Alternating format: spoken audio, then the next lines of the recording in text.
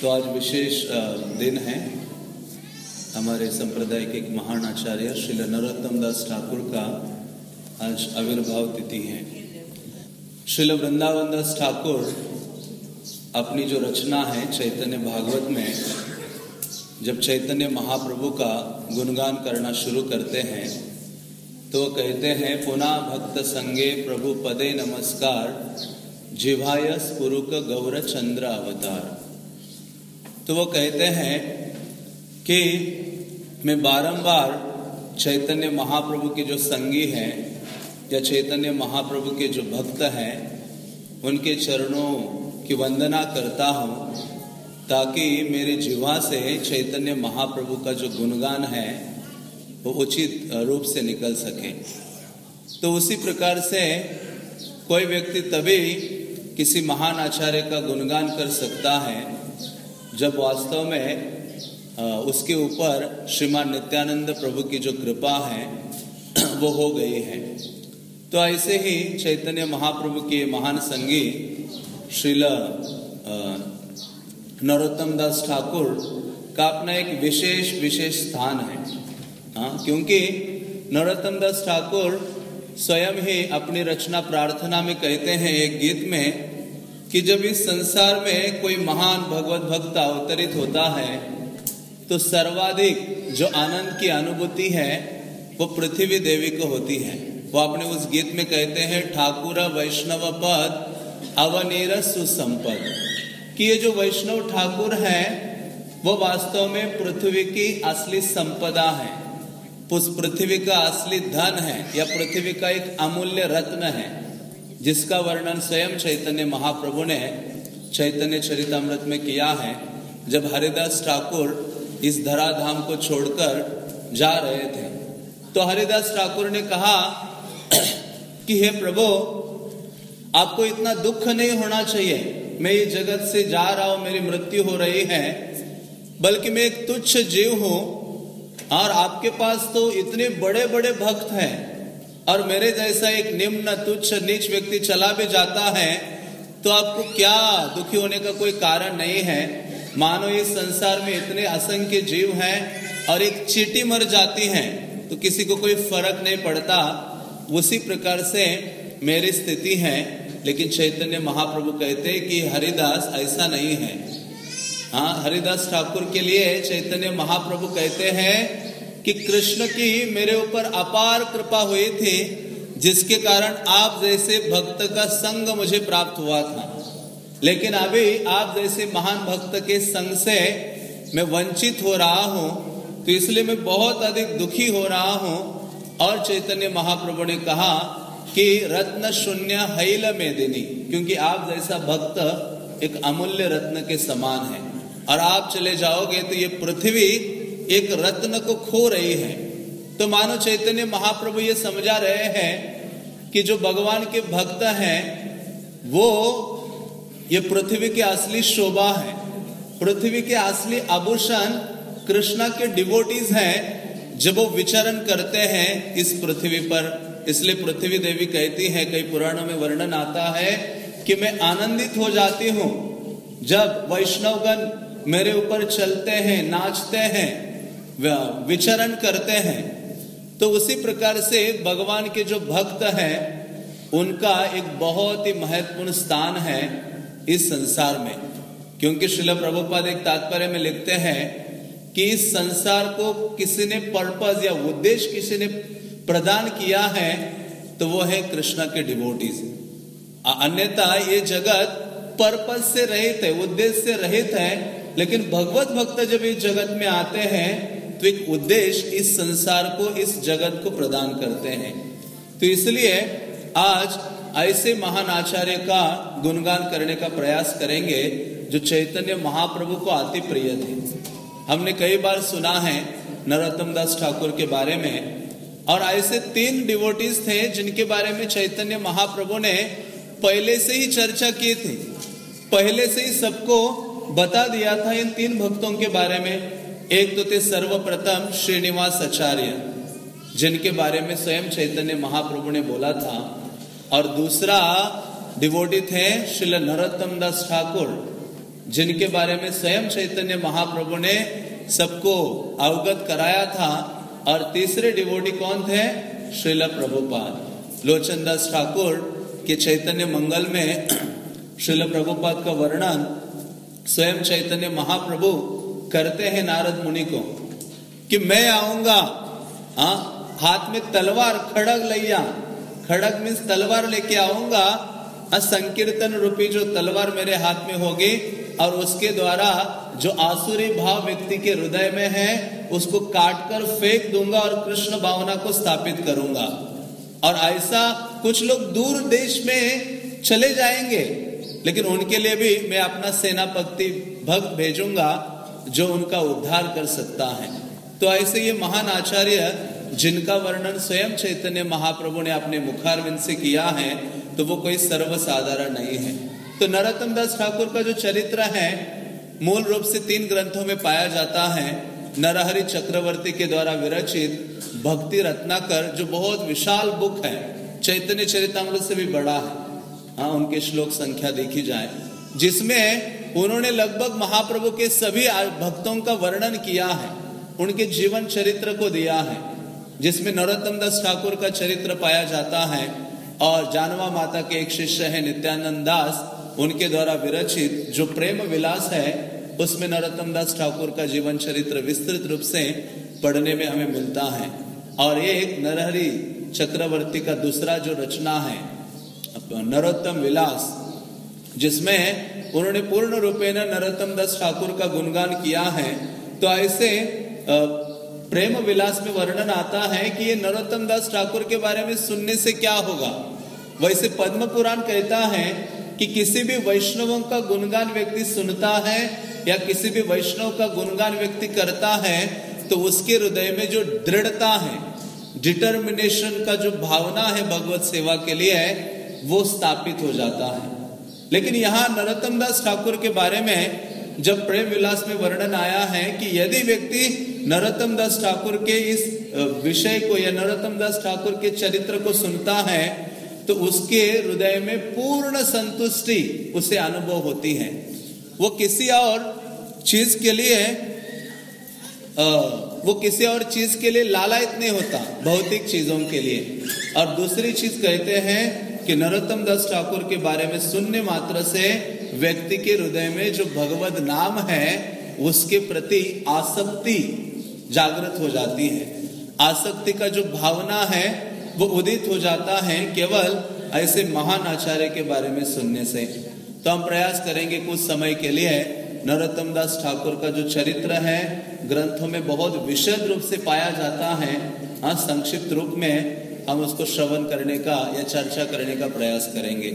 तो श्री चैतन्य महाप्रभु जब संन्यास ग्रहण करते हैं कटवा में केशव भारती से, और संन्यास ग्रहण करने के बाद चैतन्य महाप्रभु अवंती ब्राह्मण का भाव अपने हृदय में धारण करके, बहुत दिनहीन का भाव धारण करके महाप्रभु चैतन्य कहते हैं कि मुझे तो वृंदावन जाना है और वृंदावन जाकर भगवत सेवा में दृढ़ हो जाना है।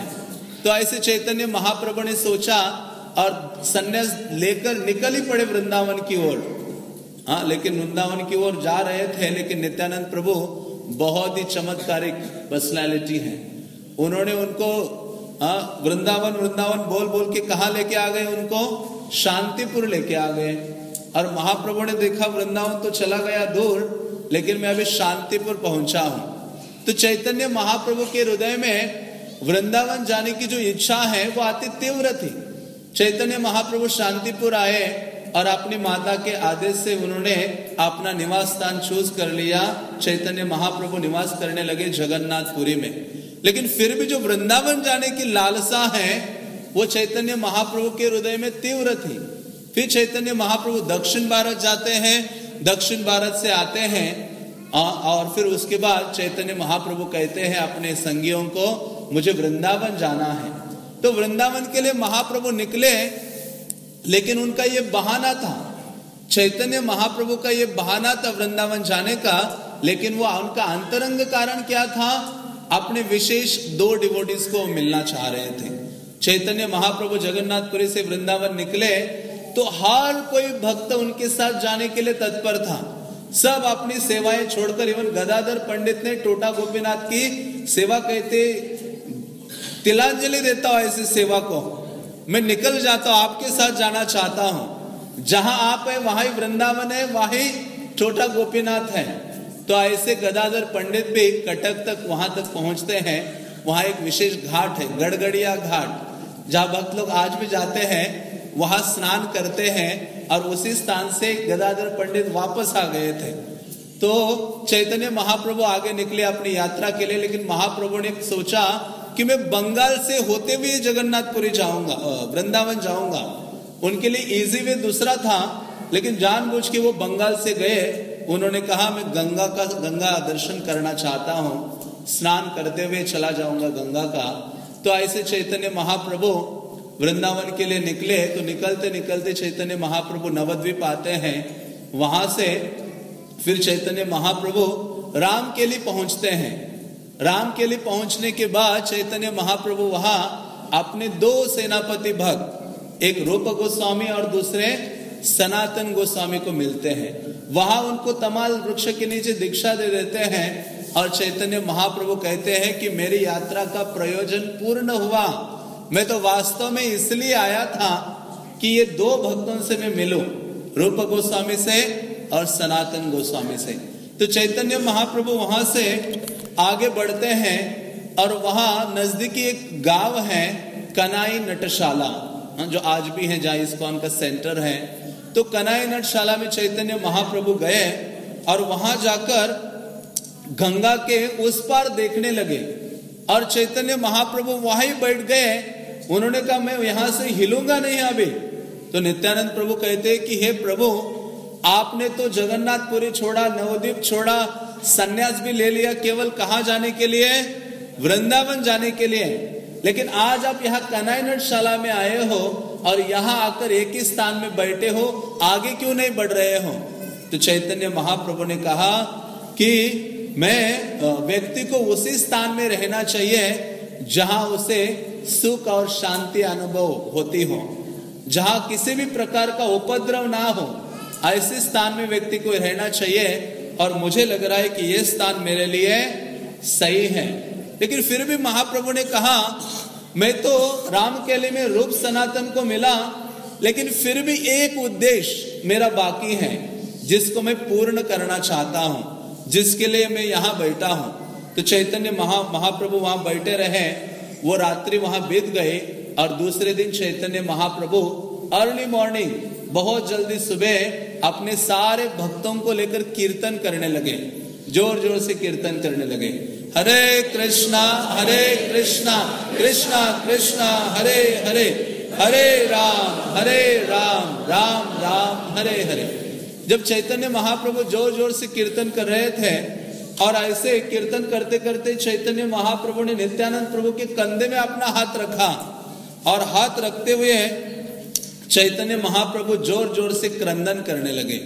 चैतन्य महाप्रभु के हृदय में भगवत प्रेम के जो सारे प्रेम विकार हैं वो प्रकट होने लगे। और चैतन्य महाप्रभु कभी गिर रहे थे, कभी उठ रहे थे और कभी कभी हरि नाम का उच्चारण कर रहे थे, तो कभी कभी बोल रहे थे मथुरा मथुरा।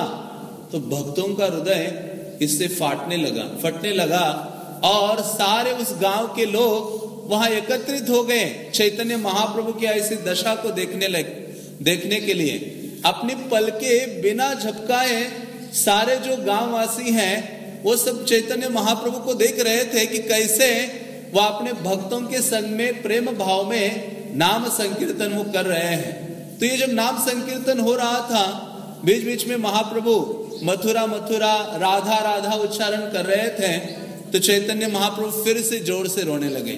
चैतन्य महाप्रभु ने कहा हे श्री राधिका, मेरा शरीर अभी जल रहा है आपके विरह में। हे ललिता, हे विशाखा, हे चंपक लता, आप कहाँ हो? आप आइए, आप मुझे दर्शन दीजिए, तभी मेरा जो जीवन है बच सकता है। हे मेरे प्राणनाथ कृष्ण, आप कहाँ हो? यदि आप मुझे नहीं दिखाई दिए तो मैं गंगा में कूदकर अपने शरीर का त्याग कर दूंगा। तो ऐसे ऐसे जो वक्तव्य हैं चैतन्य महाप्रभु भावावेश में बोल रहे थे। और ऐसे जब नित्यानंद प्रभु ने देखा कि ये चैतन्य महाप्रभु की क्या स्थिति हो गई है, तो सबको लगा कि अभी चैतन्य महाप्रभु अपनी अंत्य लीला प्रकट करने वाले हैं। मीन्स इस संसार से, इसी स्थान से चले जाने वाले हैं, अंतर्धान होने वाले हैं। सारे भक्त ऐसे सोच ही रहे थे, तो अचानक चैतन्य महाप्रभु उठे और फिर से जोर जोर से बोलने लगे, नरोत्तम नरोत्तम, बोलिए। तो अभी चैतन्य महाप्रभु का भावना बिल्कुल ही बदल गया। अभी ब्रज भावना में श्रीमती राधिका आदि भक्तों को वो पुकार रहे थे, लेकिन अभी चैतन्य महाप्रभु अचानक ही एक ऐसे शब्द का उच्चारण कर रहे थे जिसको किसी ने अभी तक सुना नहीं था। सब लोग जब बोलने लगे महाप्रभु नरोत्तम नरोत्तम, तो चैतन्य महाप्रभु नरोत्तम नरोत्तम कहते हुए गिर जाते हैं और सबको लगा कि कोई एक महापुरुष शायद प्रकट होने वाला है इस संसार में, जो जिसका नाम शायद हो सकता है कि नरोत्तम होगा। तो ऐसा करके जब ऐसा सब सोच ही रहे थे, तो चैतन्य महाप्रभु उठते हैं, नित्यानंद प्रभु का आलिंगन करते हैं और इतना अश्रुपात करते हैं कि वहां वर्णन आता है कि नित्यानंद प्रभु का सारा शरीर भीग गया था उनके अश्रुपात से। तो ऐसे चैतन्य महाप्रभु नरोत्तम नरोत्तम का उच्चारण करते जा रहे थे, तो नित्यानंद प्रभु ने कहा कि हे प्रभु, हमें समझ में नहीं आ रहा है ये नरोत्तम नरोत्तम आप क्यों उच्चारण कर रहे हो। हम तो आपके मुख से हरे कृष्णा सुनते हैं, लेकिन आज आप क्या बोल रहे हो, नरोत्तम नरोत्तम। तो जब नित्यानंद प्रभु ने ये पूछा, तो चैतन्य महाप्रभु बोलने लगे। चैतन्य महाप्रभु कहते हैं कि हे नित्यानंदा, मैंने सन्यास लेकर नवद्वीप को छोड़ा और यहां आकर नीलाचल में जगन्नाथपुरी में मैं निवास कर रहा हूं, लेकिन मेरे हृदय में एक बहुत बड़ी एक इच्छा है, मुझे एक डर है। क्या डर है हे नित्यानंदा, जब तक तुम हो तब तक ये जो कृष्ण भावना का प्रचार है वो कभी रुकेगा नहीं, या इस संसार से कृष्ण प्रेम कभी अप्रकट नहीं होगा। लेकिन मैं सोचता हूं कि जब आप भी नहीं रहोगे और मैं भी नहीं रहूंगा, तो ये जो आंदोलन मैंने शुरू किया है कृष्ण भावनामृत का, ये कृष्ण प्रेम वितरण का, ये आगे कैसे बढ़ेगा, इसकी चिंता चैतन्य महाप्रभु को थी। तो चैतन्य महाप्रभु बोलने लगे कि इसी कारण से, देख रहे हो उस नदी के पार एक विलेज है गडेरहाट, जो राजशाही डिस्ट्रिक्ट में आता है, वहां एक गांव है खेतुरी। चैतन्य महाप्रभु अपने हाथ का इशारा करते हुए नित्यानंद प्रभु को कहा कि देखो वो ऐसा स्थान है, जो भी व्यक्ति उस स्थान में एक बार जाएगा तो वहां से वापस आने की उसकी इच्छा हृदय में कभी नहीं होगी, वो हमेशा के लिए खेतुरी में रह जाएगा। तो चैतन्य महाप्रभु ने कहा कि देखो ये वो स्थान होगा, आगे चलकर एक महान भक्त यहाँ प्रकट होगा, जो हम दोनों जाने के बाद ये जो कृष्ण भक्ति का प्रचार ये डिवोटी करेगा, जो यहाँ प्रकट होगा। तो चैतन्य महाप्रभु सारे भक्तों के समक्ष विशेष रूप से नित्यानंद प्रभु को संबोधित करते हुए बोलते हैं, और वो कहते हैं कि ये जो नरोत्तम है ये वास्तव में हमारे दोनों का कृपा पात्र होगा, और इसका कोई साधारण शरीर नहीं होगा, इसका गौर प्रेममय तनु, ये शब्द यूज करते हैं कि गौरांग महाप्रभु का जो प्रेम है, जब मूर्तिमान शरीर धारण करता है, मूर्तिमान रूप में प्रकट हो जाता है, तो वो वास्तव में श्रीमान नरोत्तम दास ठाकुर है। तो ऐसे चैतन्य महाप्रभु नरोत्तम दास ठाकुर के बारे में बोलते हैं, और वो कहते हैं कि वास्तव में है नित्यानंद प्रभु, तुम्हारा जितना अनुराग मेरे प्रति है उतना ही अनुराग उस नरोत्तम का मेरे प्रति होगा। और वो आगे चलकर ऐसी कीर्तन विधि प्रकट कराएगा कि आज तक किसी ने ऐसे कीर्तन को नहीं सुना होगा। उस कीर्तन को सुनकर पत्थर और जो लकड़ी है वो पिघल जाएगी, ऐसे चैतन्य महाप्रभु बोल रहे थे। तो नित्यानंद प्रभु बहुत आनंदित होते हैं, और चैतन्य महाप्रभु कहते हैं कि मुझे उस भक्त के लिए जो मेरा ये प्रेम है वो स्टोर करके रखना है मुझे, क्योंकि जब वो आगे आएगा तो उसको ये प्रेम प्राप्त होना चाहिए और वो आगे चल के उसका वितरण करेगा। तो चैतन्य महाप्रभु और नित्यानंद प्रभु वहां ही पद्मा नदी है, जो गंगा जब बहती है एक शाखा बांग्लादेश में तो उसको पद्मा कहते हैं। तो वो पद्मा नदी में चैतन्य महाप्रभु नित्यानंद प्रभु के साथ जाते हैं और जाते ही बहुत उसमें तरंगे उठने लगती हैं और स्वयं ही पद्मा नदी खड़ी हो जाती है चैतन्य महाप्रभु की सेवा करने के लिए। तो चैतन्य महाप्रभु वास्तव में अपना जो प्रेम है वो नरोत्तम दास ठाकुर के लिए पद्मा नदी के पास रख रहे थे कि आगे चलकर नरोत्तम उस प्रेम को धारण करेगा और इसका वितरण सारे संसार में करेगा। तो पद्मावती जो पद्मा नदी है वो मूर्तिमान रूप में खड़ी हो जाती है और वो बोलती है, पद्मावती बोले प्रभु करो निवेदन के मने जाने वो कारण नाम नरोत्तम। तो चैतन्य महाप्रभु पहले तो उसे कहते हैं कि आप क्या करो, इस प्रेम को स्वीकार करो और इसको रखो, आगे चलकर तुम नरोत्तम दास ठाकुर को दो। तो पद्मावती कहते कि बहुत सारे लोग मुझ में आते स्नान करने, मैं कैसे पहचानूंगी कि कौन है वो नरोत्तम। जब उसने ये प्रश्न किया तो चैतन्य महाप्रभु कहते हैं, जहर परशे तुम्हें अधिक उथालिबा से नरोत्तम प्रेम तारे तुम्हें दिबा। कहते कि जो व्यक्ति तुम्हारे जल में प्रवेश करेगा और प्रवेश करने मात्र से सारी तरंगे उठने लगेगी, सुमानो सुनामी आ रही हो, ऐसा जब होने लगेगा तो समझो वो व्यक्ति कौन है, नरोत्तम दास ठाकुर हैं। तो ये पद्मावती जो भगवत प्रेम दिव्य प्रेम को अपने पास धारण करती हैं और उसको आगे चलकर नरोत्तम दास ठाकुर को देने के लिए तत्पर हो जाती हैं। तो फिर चैतन्य महाप्रभु वापस वहां से आ जाते हैं नीलाचल और फिर नित्यानंद प्रभु को भेजते हैं कि तुम नवद्वीप जाओ और प्रचार करो। किसका प्रचार करो? कृष्ण का प्रचार करो। लेकिन नित्यानंद प्रभु बहुत चतुर हैं, वो कृष्ण के अलावा और एक व्यक्ति का प्रचार करते हैं। वो कौन है? गौरांग महाप्रभु। इन्होंने कहा जा रे देखो तारे को हो कृष्ण उपदेश, लेकिन ये कृष्ण के उपदेश के अलावा किसका उपदेश इंट्रोड्यूस करते साथ साथ? चैतन्य महाप्रभु का। ये नित्यानंद प्रभु की विशेषता है। पहली बार नित्यानंद प्रभु ने गौर उपदेश या गौरांग महाप्रभु के उपदेश अपने प्रचार में शुरू किए और उन्होंने कहा भी कि जो गौरांग महाप्रभु का नाम लेता है वो वास्तव में मुझे क्या करता है? खरीद लेता है, मैं उस व्यक्ति का हो जाता हूं। तो इस प्रकार से चैतन्य महाप्रभु नरोत्तम दास ठाकुर के लिए ये योजना बनाते हैं और आगे चलकर खेतुरी में जो वहां के जो राजा थे कृष्णानंद दत्त और उनकी जो पत्नी है नारायणी देवी, ये बहुत सालों से पुत्र की कामना कर रहे थे।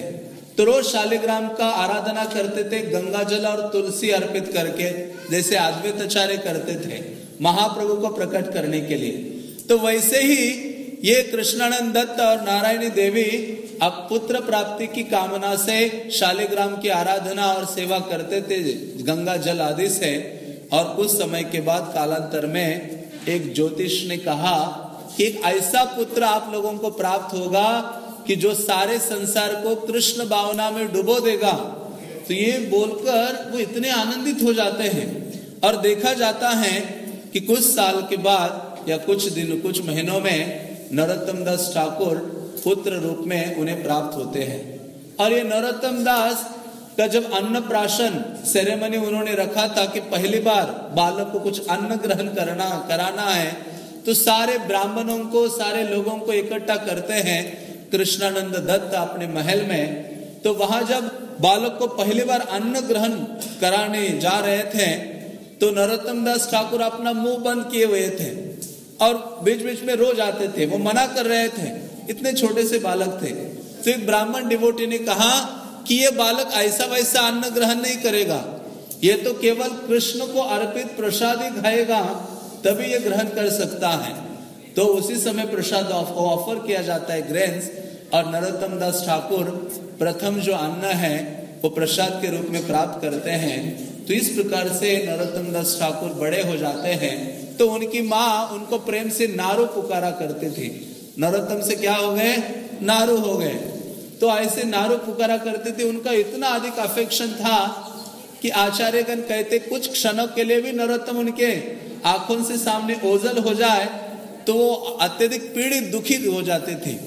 तो लेकिन एक दिन ये नरोत्तम दास ठाकुर अपना पढ़ाई वगैरह करते रहते थे और शाम के समय जब वापस आते थे घर में तो अपना जो किताबें वगैरह हैं स्टडीज की वो छोड़ देते थे और दौड़ते हुए जाते थे।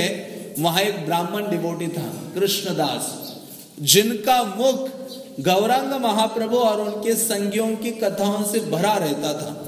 तो नरोत्तम दास ठाकुर सब कुछ छोड़कर उस डिवोटी के पास जाते थे, ब्राह्मण कृष्णदास के पास, और उनको कहते थे कि आप मुझे सुनाओ, चैतन्य महाप्रभु की गुण गाथा को सुनाओ, चैतन्य महाप्रभु के जितने संगी हैं उनके चरित्र को आप मुझे सुनाओ।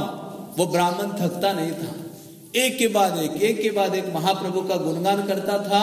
केवल महाप्रभु ही नहीं बल्कि महाप्रभु के भक्तों के चरित्र का भी वर्णन करता था। तो नरोत्तम दास ठाकुर के हृदय में इतनी तीव्र लालसा हो गई कि कब उस दिन आएगा मैं इन सारे वैष्णवों को मिलूंगा, उनका संग मुझे लाभ हो सके।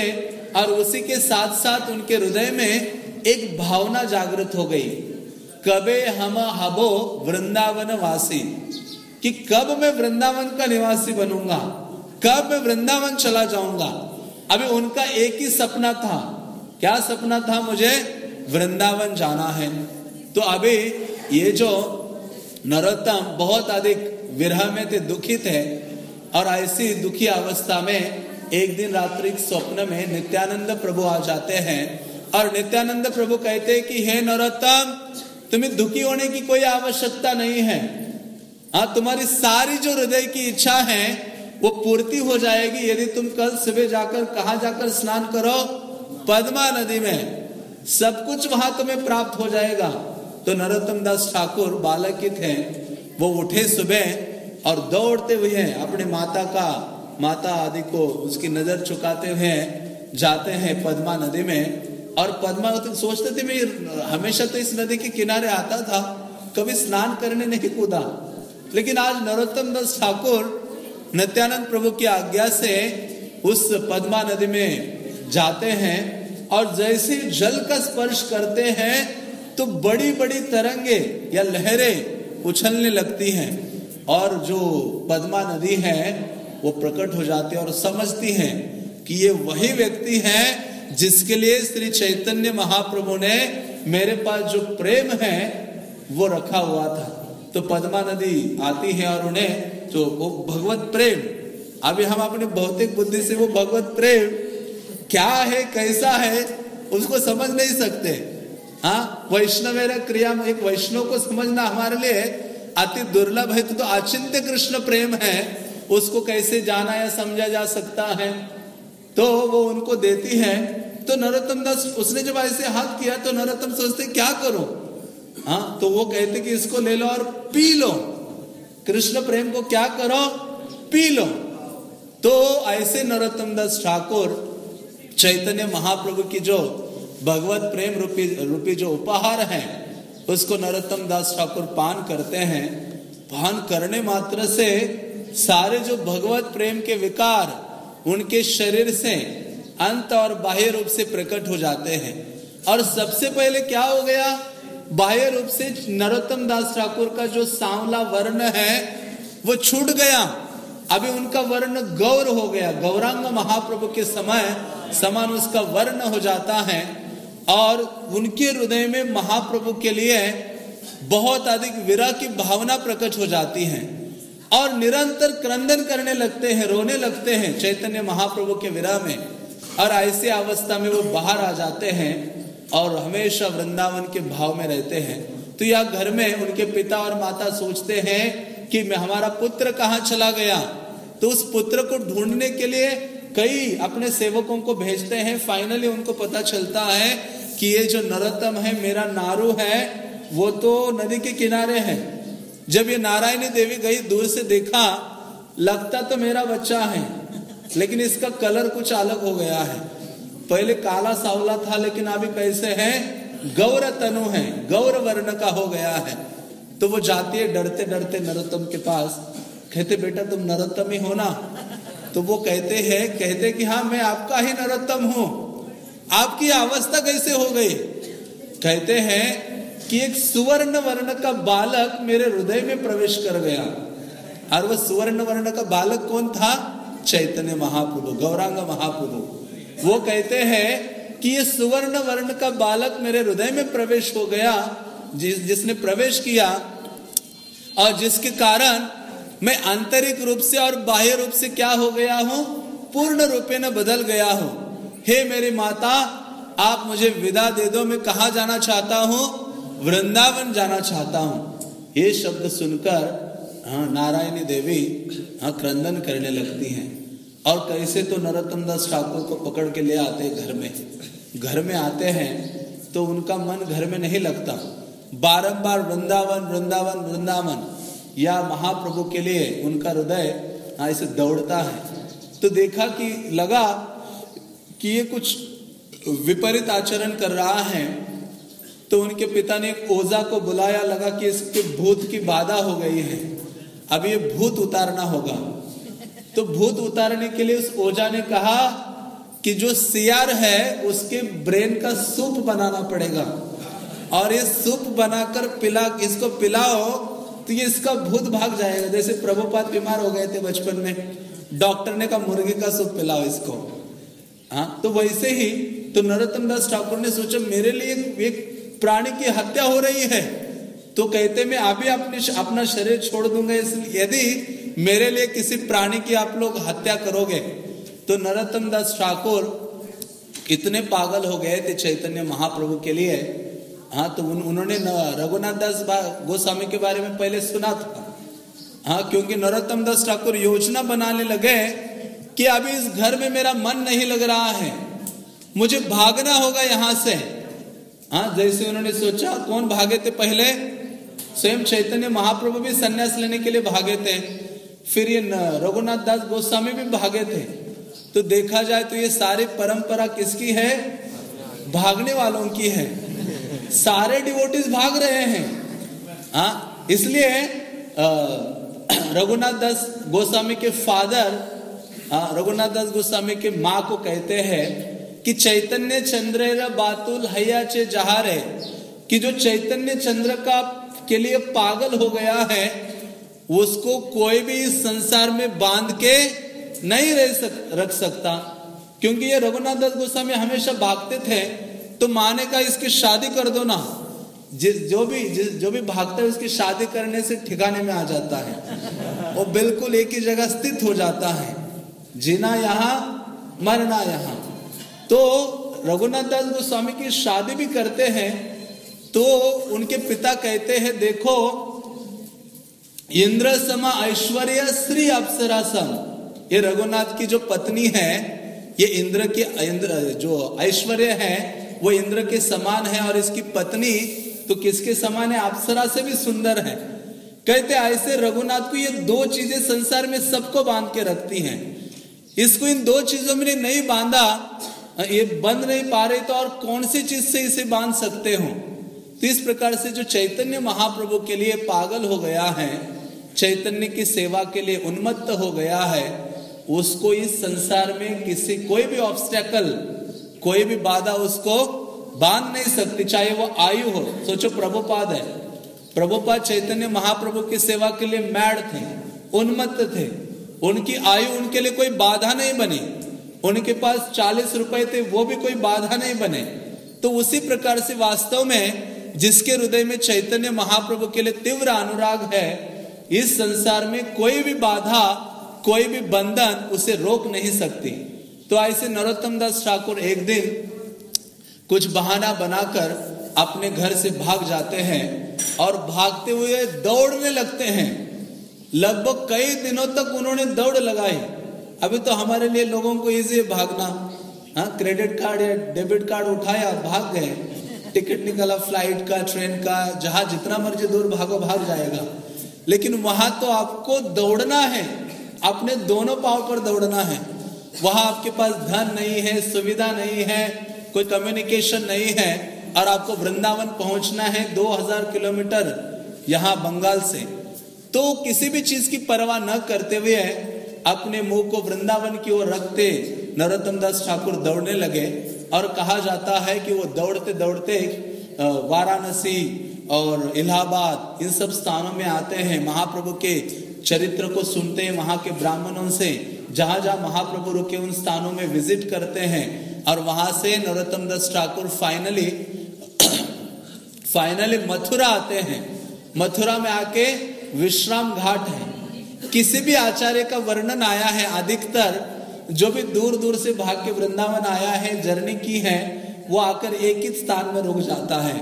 और वो स्थान कौन सा है? मथुरा में विश्राम घाट। वहां आके सबको विश्राम मिलता है, क्योंकि अभी कोई उनको वहां से कोई खींचने वाला नहीं है, ले जाने वाला नहीं है वापस। तो ऐसे नरोत्तम दास ठाकुर यहाँ नवद्वीप में आते हैं, नवद्वीप नहीं, यहाँ मथुरा में आते हैं, विश्राम घाट में वहां बैठ जाते हैं, वहां बैठ के स्नान आदि करते हैं। और वो देखते कि कुछ लोग आपस में बात कर रहे थे। उन्होंने सुना कि आपस में बात कर रहे, बात करते हुए लोगों ने कहा कि अरे ये रूप गोस्वामी, सनातन गोस्वामी, रघुनाथ भट्ट गोस्वामी, ये सब अप्रकट हो गए हैं। ये सुनने मात्र से उनका हृदय बहुत अधिक दुखी हो गया। वो सोचने लगे कि इन महान वैष्णव गणों को मैं मिल नहीं पा रहा हूं, उनका दर्शन नहीं कर पा रहा हूं। तो ऐसे विरह की भावना उनके हृदय में थी। और एक ब्राह्मण उनको अपने घर में वहां निवास कराता है मथुरा में। उसके पश्चात नरोत्तम दास ठाकुर वृंदावन के लिए रवाना होते हैं। तो वृंदावन जो भी पहुंचता था तो वह एक फिक्स स्थान था कि वहां ही सब हर कोई पहुंचेगा जो भी गौड़ से आता है, और वो था गोविंद देव मंदिर। तो नरोत्तम दास ठाकुर जब मथुरा में पहुंचे थे, उसी रात को श्रीनिवास आचार्य जब वृंदावन में थे, उनके हृदय में इतना आनंद होने लगा, आनंद की ऐसी मानो बाढ़ आ गई हो। वह वर्णन आता है कि श्रीनिवास आचार्य सोचने लगे सारे शुभ लक्षण प्रकट हो रहे हैं। उन्होंने कहा कि जरूर कोई कल मैं एक महान वैष्णव से मिलने वाला हूं, जरूर एक महान वैष्णव का आगमन ब्रजभूमि में होने वाला है, जिससे मेरी मुलाकात होने वाली है। तो पूरी रात श्रीनिवास आचार्य सो नहीं पाए।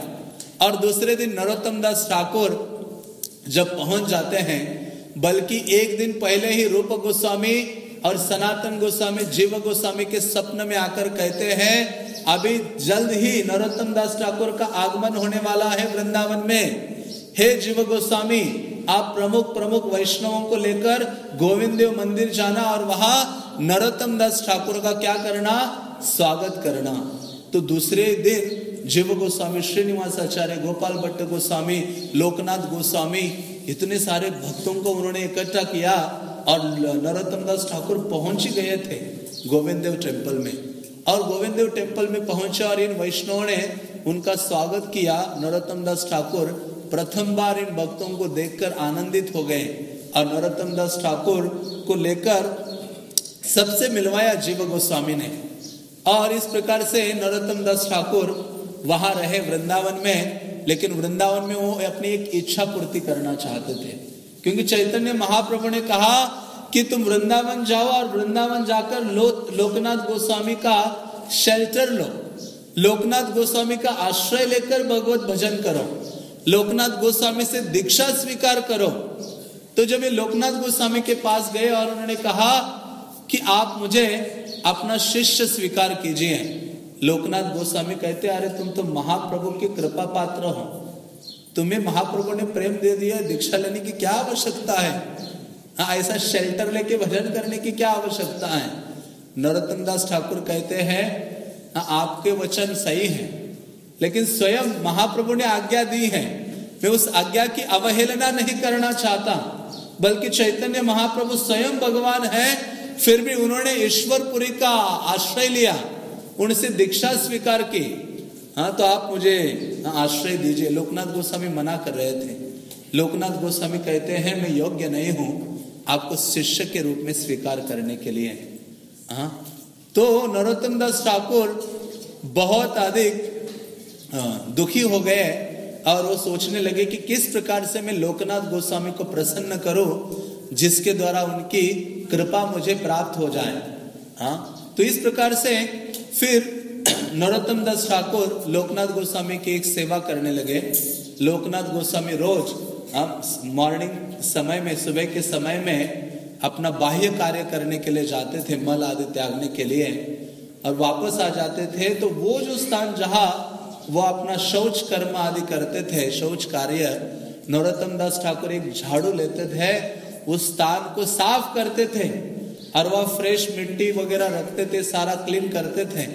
तो ऐसे कई दिन बीते, रोज लोकनाथ गोस्वामी आते थे उस स्थान में, अपना बाह्य कार्य करते थे, बाह्य कर्म, और फिर चले जाते थे। उन्होंने सोचा कि अरे मैं जब रोज आता हूँ देखता हूँ कि ये स्थान हमेशा साफ रहता है, तो वो सोचने लगे कौन ये कार्य कर रहा है। एक दिन लोकनाथ गोस्वामी छुप जाते हैं झाड़ियों के बीच में, और वो देखते हैं कि ये तो लोकनाथ है, ये नरोत्तम है जो राजकुमार है, कृष्णानंद दत्त का पुत्र है। तो ऐसे लोकनाथ नरोत्तम दास ठाकुर झाड़ू लगाते थे और झाड़ू को अपने छाती में लगाकर क्रंदन करते थे कि हा लोकनाथ, हे लोकनाथ प्रभु, आप मेरे ऊपर कृपा कीजिए, आपके चरणों का मुझे आश्रय प्रदान कीजिए, ताकि श्री चैतन्य महाप्रभु की सेवा और उनकी जो कृपा है मुझे प्राप्त हो सके। तो इस प्रकार की भावना नरोत्तम दास ठाकुर के हृदय में थी, और ऐसा सेवा का एटीट्यूड था जिसको देखने मात्र से लोकनाथ गोस्वामी का हृदय पिघलता है, और उनको लेकर आलिंगन करते, और वो कहते आपको ये आप कैसे ये करते हो ये सब कार्य। वो ले आते हैं और कहते अभी मैं तुम्हें दीक्षा दे देता हूँ। उनको ले आते हैं उनके जो विग्रह है विनोदी लाल, और वो कहते कि नरोत्तम आप जाओ और स्नान करके आ जाओ। स्नान करके आते हैं वो। दीक्षा का वर्णन बहुत विशद वर्णन आता है प्रेम विलास ग्रंथ में, कैसे दीक्षा दी, क्या क्या आदेश दिए। तो लोकनाथ गोस्वामी ने कहा कि मैं आपको दीक्षा प्रदान करता हूँ, और उनको दीक्षा देते हैं नरोत्तम दास ठाकुर को लोकनाथ गोस्वामी। तो लोकनाथ गोस्वामी के पहले और आखिरी शिष्य थे, एक ही शिष्य उन्होंने बनाए, और वो नरोत्तम दास ठाकुर थे। इसलिए प्रभुपाद कहते हैं कि मैं हजारों हजारों फॉलोअर्स नहीं चाहता, नच तारा सहस्रशः, हजारों हजारों तारे नहीं चाहिए, एको चंद्र तमो हंति, एक ही चंद्रमा चाहिए जो तमो अंधकार को क्या करता है, दूर करता है। तो उसी प्रकार से ये नरोत्तम दास ठाकुर रूपी जो चंद्रमा, जैसा शिष्य उन्हें प्राप्त हुआ, जिसने सारे तप्तमय जो जगत है, संसार दावाग्नि से सारा जगत जल रहा है, उसको शीतलता प्रदान की है।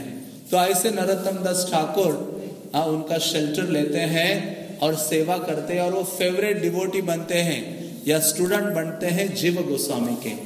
तो उस समय ये तीनों ये भक्त श्यामानंद प्रभु, श्रीनिवास आचार्य और नरोत्तम दास ठाकुर, ये तीनों अलग अलग गुरु के शिष्य थे, लेकिन ये तीनों इतने प्रेम आदि से रहकर जीव गोस्वामी से शिक्षा लेते थे। जीव गोस्वामी से सारी चीजें उन्होंने सीखी। और नरोत्तम दास ठाकुर ऐसे आचार्य थे जिन्होंने वृंदावन में मानसी सेवा को सर्वप्रथम इंट्रोड्यूस किया, जिसके द्वारा एक दिन वो अपना ऐसे उंगली बांध के आ गए जीव गोस्वामी के पास। उन्होंने कहा आपका ये उंगली ऐसा बंधा क्यों है? कहते जल गई है। तो कहते कैसे जल गई? कहते श्रीमती राधा रानी स्वप्न में आदेश दिया था कि आप चंपक लता के अंदर जो चंपक मंजरी, मुझे याद नहीं कौन सी मंजरी है, चंपक मंजरी, हाँ, चंपक लता सखी के अंदर चंपक मंजरी हो, और आपकी सेवा है दूध बॉईल करने की।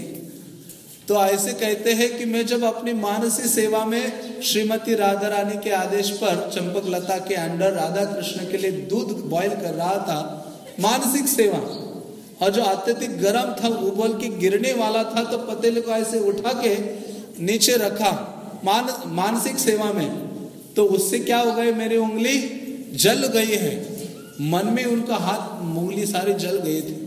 तो ये देखकर जीव गोस्वामी आश्चर्यचकित होते हैं कि ब्रज में ऐसी मानसिक सेवा की भावना तो अब तुमने प्रकट की है। तो वो टाइटल उनको देते हैं। पहले तो श्रीनिवास आचार्य को आचार्य टाइटल उन्होंने दिया था एक विशेष पास टाइम के कारण, और ये अभी जीव गोस्वामी उनको एक टाइटल देते हैं। क्या टाइटल देते हैं? महाशय। राधार जे चरणाश्रय करे से ही महाशय। राधा रानी के चरण का जिसने आश्रय लिया है वो वास्तव में महाशय है। तो ऐसा महाशय जो उपाधि है और ठाकुर ये उसके साथ जोड़ते हैं वो जीव गोस्वामी। तो ऐसे नरोत्तम दास ठाकुर महाशय, हाँ, ऐसा उपाधि से ग्रस्त, मानो कोई महान राजा हो, हाँ, किंग ही लगते, उनका नाम उच्चारण करो तो ऐसे लगते महान राजा है। डिवोटी में राजा है नरोत्तम दास ठाकुर। तो ऐसे नरोत्तम दास ठाकुर उनसे शिक्षा आदि लेते हैं। एक दिन जीव गोस्वामी सोचते हैं कि अभी बहुत ग्रंथ हो गया, अभी इनका वितरण भी करना है। गोस्वामी ने इतना लिटरेचर दे दिया, अब इसका वितरण भी तो करना चाहिए। तो इन्होंने इन 3 भक्तों को चूज किया। श्रीनिवास आचार्य को मुखिया बनाया, टीम लीडर, और उन्होंने इन दोनों को कहा कि आप इन दोनों के इनके अनुगत होकर सेवा करो और चले जाओ बंगाल, गौड़ देश, वहां और ओडिशा, वहां जाकर क्या करो, इन ग्रंथों का वितरण करो। तो एक बैलगाड़ी अरेंज की, 11 बॉडीगार्ड्स अरेंज किए जीव गोस्वामी ने मथुरा से, और बॉक्सेस अरेंज किए, सारे जो उनकी पांडुलिपि बुक्स है इसमें भर दी, और बड़ा उनकी जाने की तैयारी की, और उनको मालाएं वगैरह पहनाई अलग अलग विग्रहों की, और सबने जाकर इन महान महान आचार्यों से आशीर्वाद मांगा अपनी सेवा के लिए। गोपाल भट्ट गोस्वामी, लोकनाथ गोस्वामी आदि से। तो जब नरोत्तम दास ठाकुर लोकनाथ गोस्वामी के पास गए तो ये आखिरी मुलाकात थी लोकनाथ गोस्वामी से नरोत्तम दास ठाकुर की। फिर से मिले नहीं वो अपने गुरु से कभी। नरोत्तम दास ठाकुर उनके चरणों में गिरे और रोने लगे। अभी उनको इतना दुख हो रहा था कि आध्यात्मिक गुरु, अभी तो मैंने दीक्षा ली थी, अभी कुछ ही महीनों में मैं वापस जा रहा हूँ सेवा के लिए, और पता नहीं मैं वृंदावन वापस आऊंगा या नहीं। वापस आना मतलब कितना चल के आना है, अब सोचो। हाँ, तो उन्होंने कहा कि आप मुझे आदेश दीजिए, बल दीजिए, कृपा दीजिए इन आचार्यों की सेवा करने के लिए। तो 2 आदेश लोकनाथ गोस्वामी ने नरोत्तम दास ठाकुर को दिए थे। एक आदेश था कि हे नरोत्तम, तुम नित्य प्रति विग्रह की आराधना करना, और दूसरा आदेश दिया कि अपना पूरा जीवन चैतन्य महाप्रभु के आंदोलन के प्रचार के लिए समर्पित कर देना। तो ये 2 आदेश वो प्राप्त करते हैं, और इन 2 आदेशों को प्राप्त करके जो नरोत्तम दास ठाकुर हैं वो निकलते हैं। कहाँ के लिए? बंगाल के लिए, श्रीनिवास आचार्य के साथ। और श्रीनिवास आचार्य ये सब आते हैं। फिर वान विष्णुपुर जो बंगाल में एक स्थान है, वहाँ विष्णुपुर आज भी आप जाते हो तो वो बिल्कुल वृंदावन लगता है। आज भी वहाँ वो जो वीर हम्बीर राजा थे, उन्होंने कई सारे मंदिर बनवाए थे। जहां देखो वृंदावन जैसे मंदिर है। अभी तो कई मंदिरों में विग्रह नहीं है, तो वहां बहुत सारे विग्रह है, मदन मोहन आदि। तो उस स्थान में पहुंचते उनके ग्रंथ सारे चुराए जाते हैं राजा के द्वारा। तो श्रीनिवास आचार्य उनको कहते, श्यामानंद प्रभु और नरोत्तम को आदेश देते हैं कि आप लोग आगे बंगाल और उड़ीसा चले जाओ, प्रचार करो, मैं इन ग्रंथों को ढूंढने का प्रयास करूंगा। हाँ, तो और आपको लेटर भेज दूंगा, न्यूज दे दूंगा कि ग्रंथ मिले या नहीं। तो उनकी आज्ञा को पाकर नरोत्तम दास ठाकुर निकलते हैं, और नरोत्तम दास ठाकुर फिर से अपने गांव जाते हैं। पहली बार अभी लंबे समय के बाद खेतुरी जाते तो वहां सब कुछ बदल गया था। उनके जो चाचा थे कृष्णानंद दत्त, उनके जो पिता के भाई थे पुरुषोत्तम दत्त, उनका पुत्र संतोष दत्त जो थे उनको अभी राजा बनाया गया था। और नरोत्तम दास ठाकुर जाते तो उनका भव्य स्वागत होता है, और नरोत्तम दास ठाकुर वहां रहते हैं और बहुत अधिक प्रचार करते हैं। फिर नरोत्तम दास ठाकुर कुछ साल तक, कुछ महीनों तक वहां रहते हैं। फिर वो सोचते हैं कि मुझे नवद्वीप जाना है, तो वहां से नवद्वीप जाते हैं। फिर वहां से श्रीकंठ, जाजीग्राम, कठवा, फिर जाते हैं जगन्नाथपुरी, क्योंकि जगन्नाथपुरी के भक्त सोच रहे थे कि ये नरोत्तम कब आएगा। वहां उसमें बहुत सारे महाप्रभु के पार्षद वहां गोपीनाथ आचार्य आदि इंतजार कर रहे थे। तो नरोत्तम दास ठाकुर जब जाते हैं जगन्नाथपुरी, जगन्नाथ जी का दर्शन करते हैं, और एक रात्रि में जब वहां सोते हैं तो चैतन्य महाप्रभु जगन्नाथपुरी में स्वप्न में आते हैं, और स्वप्न में आकर चैतन्य महाप्रभु उनको आदेश देते हैं, स्वप्न क्या देख रहे थे नरोत्तम दास ठाकुर? स्वप्न जगन्नाथपुरी में नरोत्तम दास ठाकुर ने देखा कि रथ यात्रा हो रही है और रथ यात्रा के सामने चैतन्य महाप्रभु अपने सारे भक्तों के संग नृत्य कर रहे हैं। अद्वैत आचार्य भी है, नित्यानंद प्रभु है, रामानंद राय है, बहुत सारे भक्त नाच रहे, गा रहे हैं और नरोत्तम दास ठाकुर अपने आप को भी वहां देख रहे हैं। वो एक कोने में खड़े हैं, वहां से ऐसा दृश्य देख रहे हैं। तो ये जब नरोत्तम दास ठाकुर ने देखा तो वह चैतन्य महाप्रभु आते और उसका हाथ पकड़ लेते नरोत्तम दास ठाकुर का, कहते नरोत्तम तुम कोने में खड़े हो।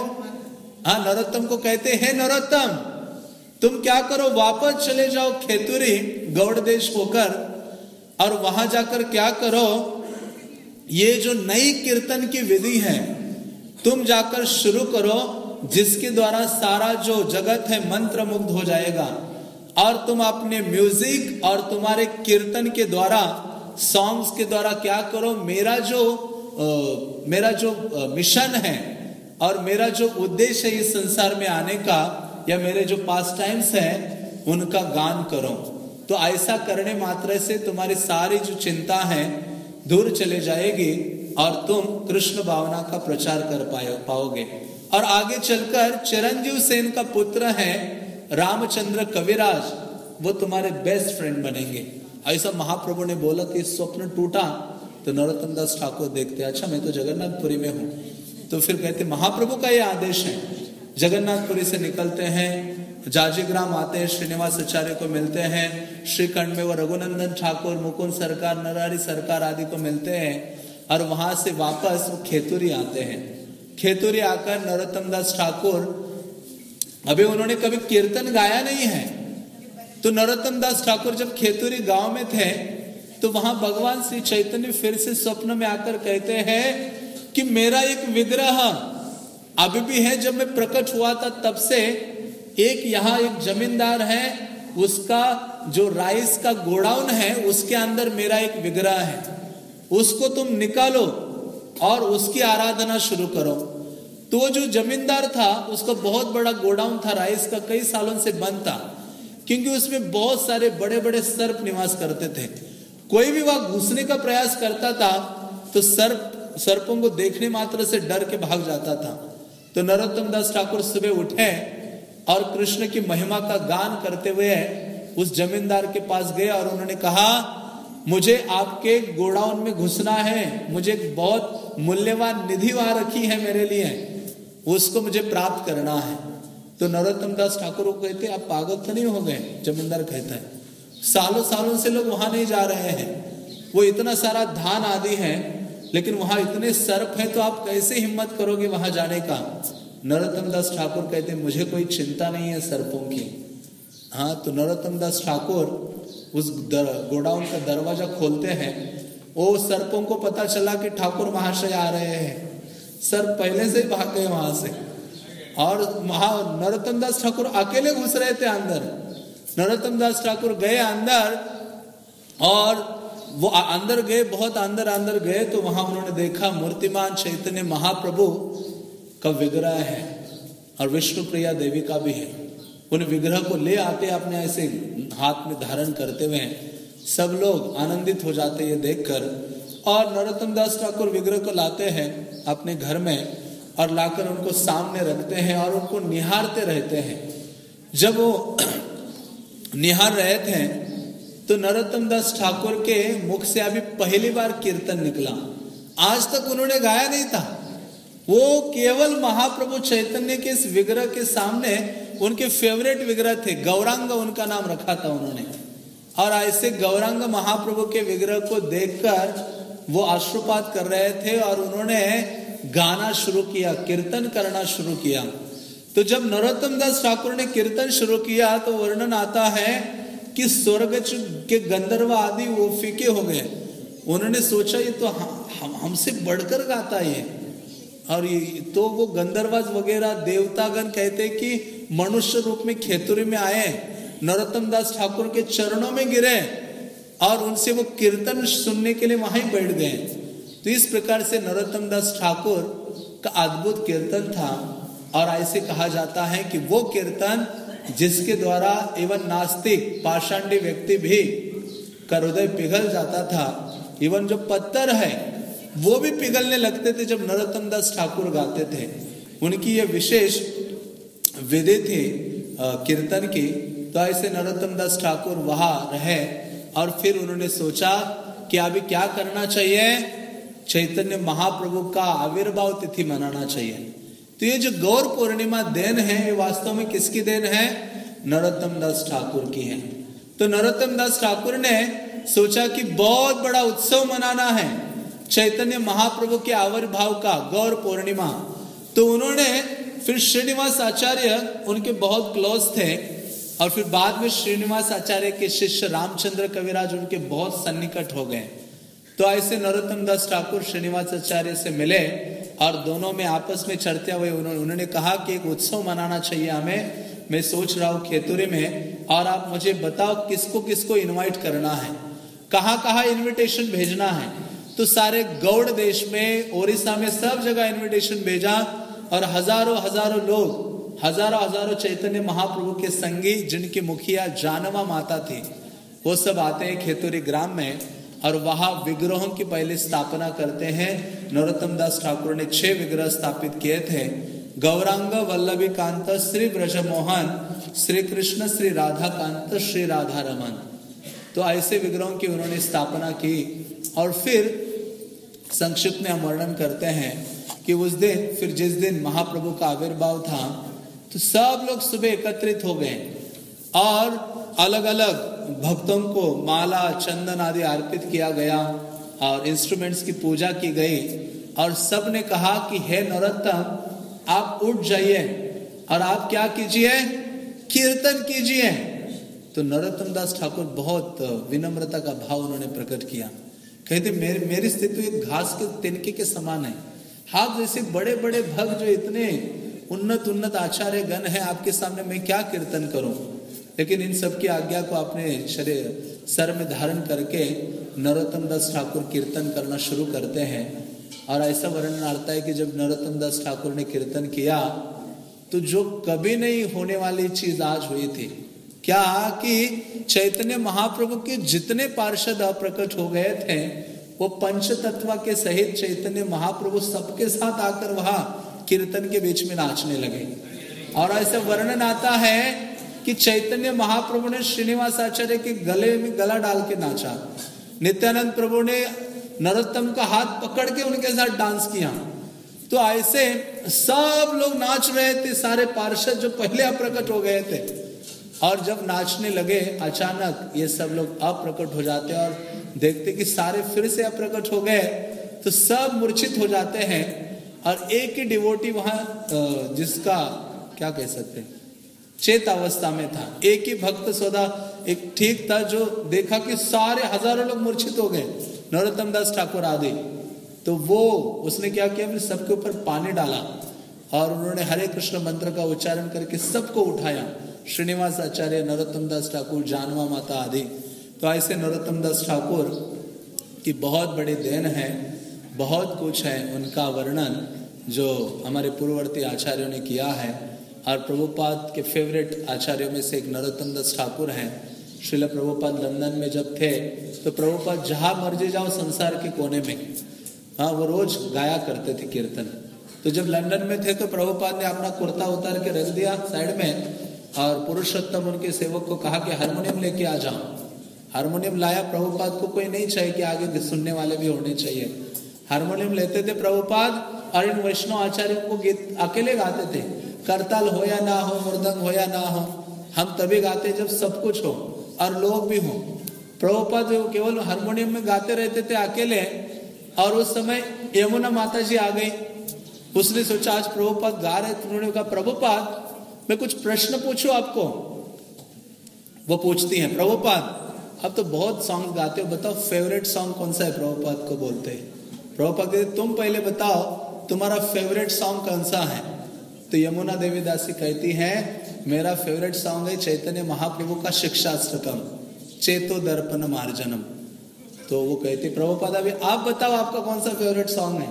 प्रभुपाद कहते नरोत्तम दास ठाकुर का हरि हरि विफले जन्म गवायनु, मनुष्य जन्म पाइया राधा कृष्ण ना बजिया, जानिया सुनिया विष खाइनु। हाँ, तो ये मेरा फेवरेट सॉन्ग है कि हरि हरि मनुष्य जन्म प्राप्त किया है, लेकिन राधा कृष्ण का भजन नहीं करके मैं जानबूझ के क्या कर रहा हूँ, विष खा रहा हूँ। तो ऐसे नरोत्तम दास ठाकुर का प्रतिदिन हम स्मरण करते हैं, जिसको प्रभुपाद ने इंट्रोड्यूस किया, गुरु वंदना हम रोज गाते हैं। हाँ, तो ऐसे नरोत्तम दास ठाकुर एक विशेष आचार्य हैं। समय तो हो गया। तो नरोत्तम दास ठाकुर की कई सारी रचनाएं हैं, उनमें से दो विशेष रूप से प्रमुख रचना है। दो ग्रंथ उन्होंने लिखे, एक है प्रार्थना और दूसरा है प्रेम भक्ति चंद्रिका। गौर किशोरदास बाबा जी महाराज को पूछा कि कैसे कृष्ण प्रेम प्राप्त करना चाहिए। गौर किशोरदास बाबा जी महाराज कहते हैं व्यक्ति के पास 2 आना होना चाहिए। उस समय आना या कौड़ी चलता था, हम 2 रुपीज होने चाहिए। हाँ, 2। तो कहते क्या करेंगे, 2 रुपए होने से कृष्ण प्रेम मिलेगा? कहते क्यों नहीं मिलेगा? उन्होंने कहते 2 रुपए में कृष्ण प्रेम मिलेगा। मार्केट में चले जाना और नरोत्तम दास ठाकुर की 2 किताबें खरीद के ले आना। हाँ, प्रेम भक्ति चंद्रिका और प्रार्थना, और बस। हाँ, क्योंकि आचार्यगण कहते हैं कि वेद व्यास ने जितना लिटरेचर लिखा ना, उसको महाप्रभु ने कहा इसको जरा कंडेंस करो इन गोस्वामियों को। गोस्वामी ने उसको कंडेंस फॉर्म में भक्ति शास्त्र दे दिया अपने लिटरेचर, और वो संस्कृत में। उसके बाद वो गोस्वामी लिटरेचर भी हाँ भक्तों के लिए हेवी महसूस हो रहा था। फिर कहा इसको कंडेंस कर दो, तो उसका कंडेंस फॉर्म कृष्णदास कविराज ने किया। आचार्यगण कहते चैतन्य चरितामृत, और इतना विशाल, इतने संस्कृत श्लोक चैतन्य चरितामृत। फिर आगे कहा ना इसको भी कंडेंस करो, तो आगे चलकर नरोत्तम दास ठाकुर ने उसका कंडेंस फॉर्म किया, वो था प्रेम भक्ति चंद्रिका। और प्रभुपाद ने तो और कंडेंस और इजी कर दिया है। तो इस प्रकार से नरोत्तम दास ठाकुर की बहुत बड़ी देन है। भक्ति सिद्धांत महाराज कहते थे मैं छोटा था ना, तो स्कूल में जाता था और बाकी स्कूल की किताबों के अलावा 2 किताबें और पढ़ता था। डेस्क में वो स्कूल के ग्रंथ रखता था, भक्ति सिद्धांत महाराज कहते हैं, लेकिन डेस्क के नीचे जो छोटा सा जगह था उसमें 3 किताबें रखता था। एक था प्रेम भक्ति चंद्रिका, एक प्रार्थना और चैतन्य भागवत। इन तीनों को छुप छुप के पढ़ता था। तो इस प्रकार से नरोत्तम दास ठाकुर, जिन्होंने बहुत प्रचार किया, हजारों लोगों को दीक्षा दी, ब्राह्मणास, बड़े बड़े राजाओं को उन्होंने भक्त बनाया और चैतन्य महाप्रभु की सेवा में नियुक्त किया। तो आज विशेष दिन है, ऐसे महान आचार्य का स्मरण करना चाहिए। हो सके तो और ग्रंथों से पढ़ना चाहिए, जिसके द्वारा इन आचार्यों के प्रति हमारा अनुराग होगा। तो माता देवहूति कहती है मोक्ष द्वारम अपावृतम, कि भक्तों से अनुराग रखने मात्र से, अटैचमेंट से क्या होता है, भक्तों से अटैचमेंट होगा आचार्यों से, तो मोक्ष का द्वार हमारे लिए खुल जाता है। वही आसक्ति भौतिक लोगों से हम रखते हैं, हमारे संबंधियों से, तो नरक का द्वार हमारे लिए हमेशा के लिए ओपन रहता है। तो ऐसे नरोत्तम दास ठाकुर हैं, जिनका गुणगान करना चाहिए और सुनना चाहिए। हरे कृष्णा कृष्णा कृष्णा हरे हरे, हरे राम राम राम हरे हरे। श्रील नरोत्तम दास ठाकुर आविर्भाव तिथि महामहोत्सव के, केतुरी ग्राम के, श्रील प्रभुपाद के, निताय गौर प्रेमानंदे।